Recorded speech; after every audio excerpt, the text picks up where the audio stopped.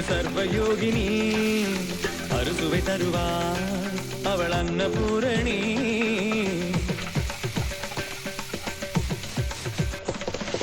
சரவண சமையல் இது சர்வயோகினி அறுசுவை தருவாள் அவள் அன்னபூரணி. ஒவ்வொரு கையிலும் ருசிகள் மாறும், ஒவ்வொரு ருசியிலும் பசியும் மாறும். சமையல் 6 வகை கலை அல்லவா, தீர தீர நாம் மருதவ மகரித. சரவண சமையல் இது சர்வயோகினி அறுசுவை தருவாள் அவள் அன்னபூரணி.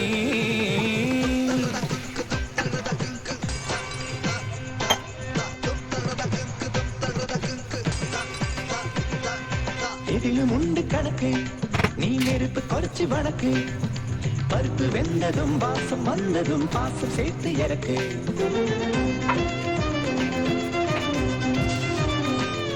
ஆமா, மசாலாவை மிக்சியில் அரைக்காம அந்த அம்மியில் அரைச்சிட்டோமா. முத்தண்ணே, கொஞ்சம் தேங்காய் உடைச்சு துருவிட்டு வாங்களேன். ஐயா, காய்கறியை நறுக்கி கழுவக்கூடாது, கழுவி நறுக்கணும். அம்மா செய்யும் சமையல் அன்பை ஊட்டி வளர்க்கும், பாட்டி செய்யும் சமையல் மருத்துவம் இருக்கும்.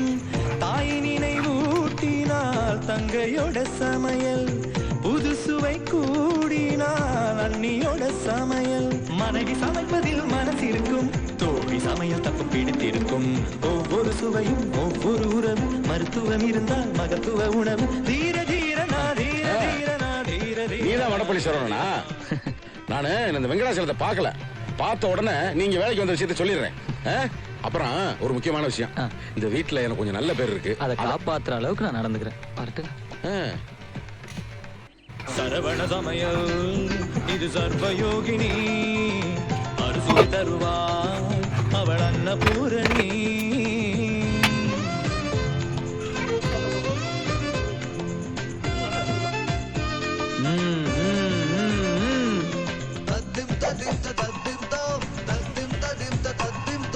வெண்டைக்காய் பொரியல்ல கொஞ்சம் தயிர் விட்டு இறக்குனேன்னு வையே, வளவளப்பான வெண்டைக்காய் மொறு மொறுன்னு இருக்கும். நண்பன் வீட்டு உணவு உரிமையாக இருக்கும், பிள்ளை போடும் உணவு கடமை சொல்லி கொடுக்கும். ஏற்ற தாழ்வை போக்கும் சமபந்தி உணவு, பகையை நட்பாக்குமே எதிரி வீட்டு உணவு. ரசம் கொதிக்கிறதுக்கு முன்னாடி இறக்கணும். பண்பாட்டை உணர்த்திடுமே விழா கால உணவு, நம்மாயுளையே கூட்டும் அம்மா மண் பானை.